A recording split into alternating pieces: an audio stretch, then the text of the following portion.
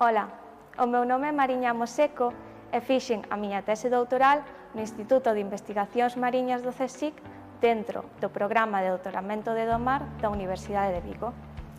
A miña tese trata sobre o importante papel que os hábitats bentónicos, tamén coñecidos como fondos mariños, xogan no balance entre a produción e o consumo de oxígeno. Vendo o gran abano de distintos hábitats que existen na ría, centreime en estudar os fondos lodosos, os que se atopan debaixo de bateas de mexillón e os fondos areosos colonizados por microalgas.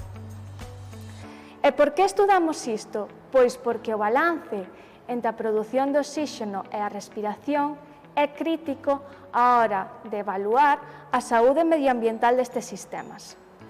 O carácter singular da miña tese ven marcado porque ten en conta esta gran heteroxeneidade do fondo mariño que é característica das rexións costeiras, como é o caso da Ría de Vigo.